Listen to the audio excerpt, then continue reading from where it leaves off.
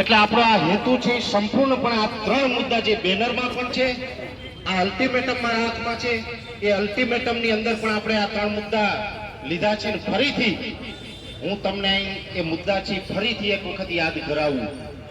પહેલો મુદ્દો એ કે ગુજરાતના ખેડૂત જે પાક ધિરાણ ઉઠાવે છે, આપણે પાક ધિરાણ લઈએ છીએ 2 હેક્ટરની મર્યાદામાં 3 લાખ રૂપિયા, જે આમ તો કહેવામાં આવે છે 0%.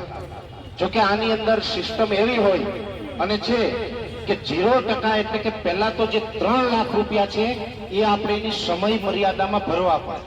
તો આપણે સમય મર્યાદા વટાવીને ભરીએ તો ના મળે, સમય મર્યાદામાં એ ભરવા પડે અને એ ભરીએ ત્યારે આપણે 7% વ્યાજ ઓલરેડી બેંકને આપી દેવું. હવે જે 7% વ્યાજ આપણે બેંકોને આપીએ પછી સરકાર એવું કહે છે કે પાછળથી 3% કેન્દ્ર સરકાર આપણા ખાતામાં જમા કરે અને 4% રાજ્ય સરકાર. એ 3% કેન્દ્ર સરકારે ઘણી જગ્યાએ જમા કર્યા એવા મને પાસબુકમાં એન્ટ્રીઓ જોવા મળી. પણ જે રાજ્ય સરકારે 4% જમા કરવાના હોય એની રાતી પાય આખા ગુજરાતના એક પણ ખેડૂતને નથી. અને એ જે રકમ જ્યારથી પણ આ ખેડૂતોની બાકી છે એ તમામ રકમ છે એ બેન્કિંગ વ્યાજ સાથે મારા ખેડૂતને મળવી જોઈએ. બેન્કિંગ વ્યાજ સાથે. કેમ કે અમે લેટ પેમેન્ટ ભરીએ ને ડાયાભાઈ તો આ ખેડૂત પાસેથી પેનલ્ટી લે છે, તો કાયદો ખેડૂતને લાગે તો એને કેમ નહીં. પાક ધિરાણ એને 0% નો જે રેગ્યુલર ક્રાઇટેરિયો છે એ મુજબ એમાં ન્યાય થાય.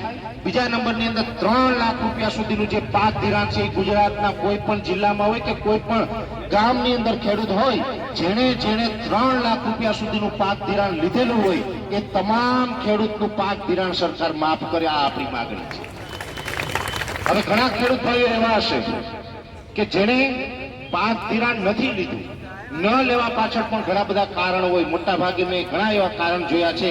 સંયુક્ત ખાતા હોય, સંયુક્ત ખાતાની અંદર જેટલાના નામ હોય બધાએ સહી કરવી પડે બેંકે આવીને તો એ ઉઠાવી શકે.